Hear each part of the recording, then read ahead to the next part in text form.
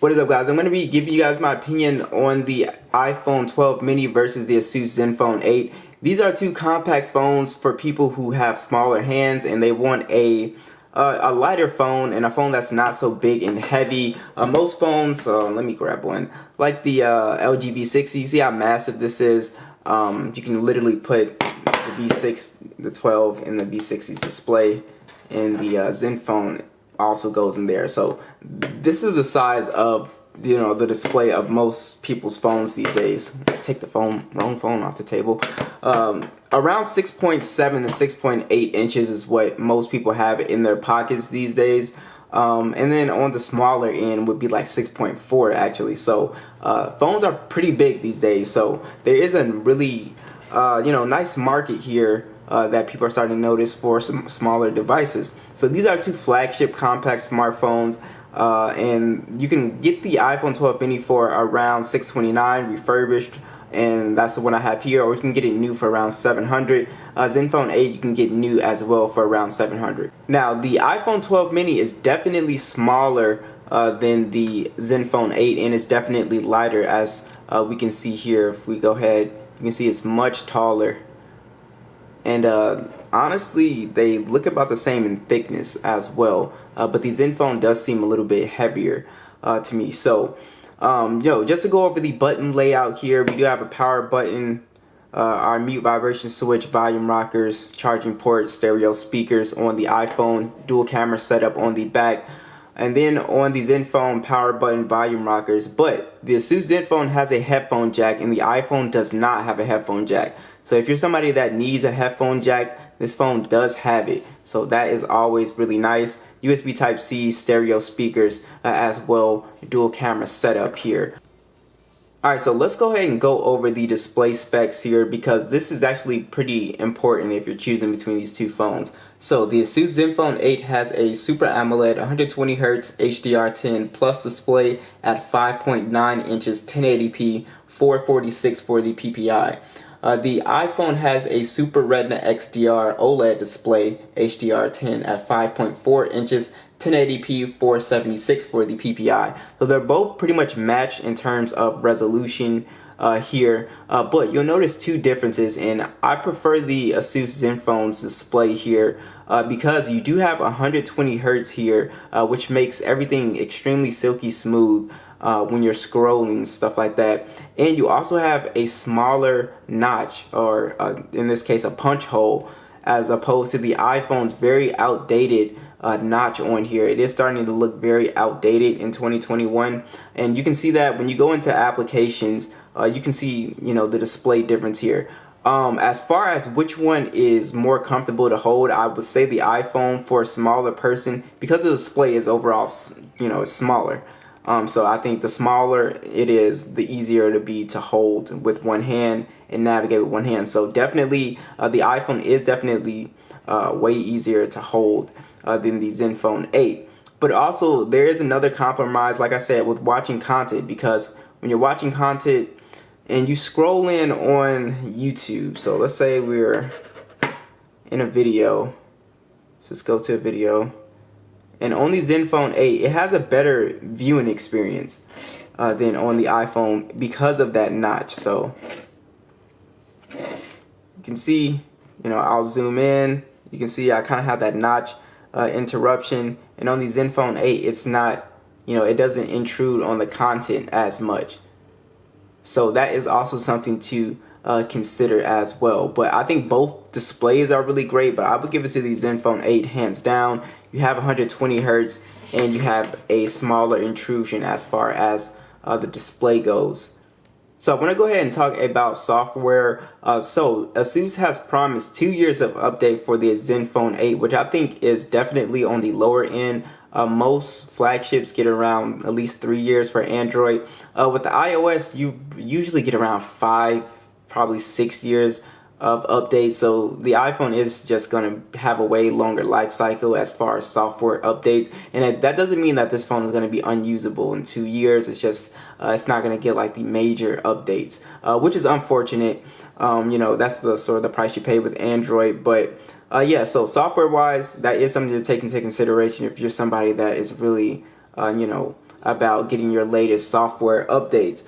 So I do want to talk about the specs a little bit more here. So with the Zenfone 8, we have the Snapdragon 888, Adreno 660, no SD card support, 128 gigs of internal storage, and 8 gigs of RAM on this model. With the iPhone, we do have the Apple A14 chip. We also do not have micro SD support, 64 gigs of internal storage, or 128 gigs, depending on which configuration you get, and 4 gigs of RAM. As far as speed, both of these phones are very fast. I found that the iPhone opens games a little bit quicker, but as far as your day-to-day applications, they both pretty much seem to be on par. So let's go ahead. Let me go ahead and get this lined up. You can see Zenfone 8 got in there first real fast, and you'll notice that 120 hertz, guys. You will notice that silky smooth scrolling, which it depends on the person. Some people care, some people don't. I definitely care these days. YouTube, Zenfone, iPhone. So you can see how fast the Zenfone is here. Google Earth, Zenfone, iPhone, and then we have Pokemon Go. Looks like the iPhone actually got in there first. And let's go ahead and try a game, Temple Run.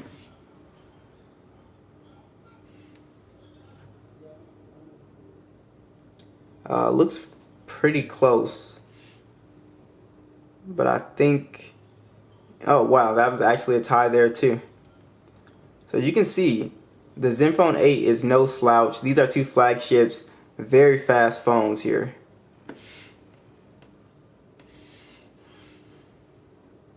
iPhone, Zenfone, and then if we get into a heavier game, let's say like PUBG here, and both these phones do very well with gaming. So there's really not a game that you can play.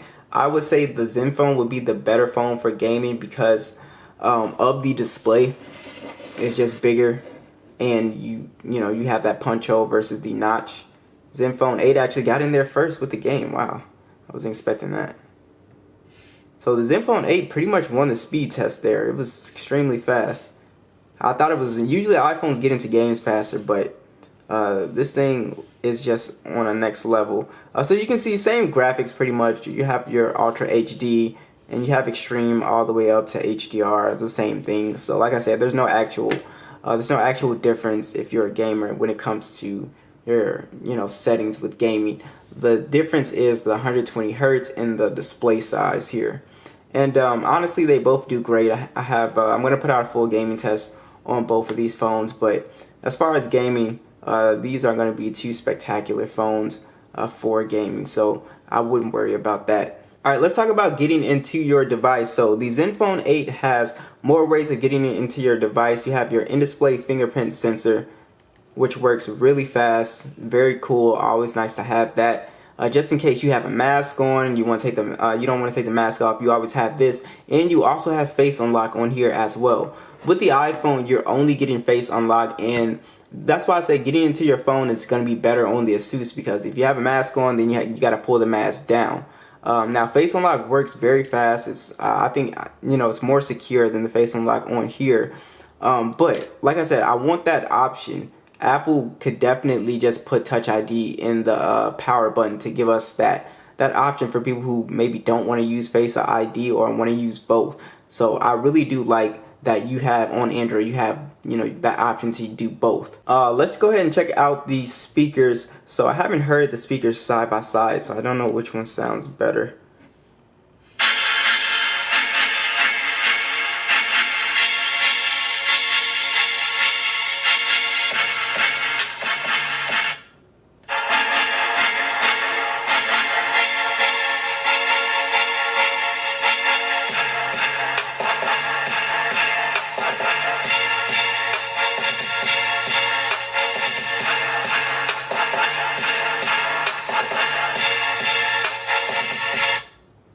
Yeah.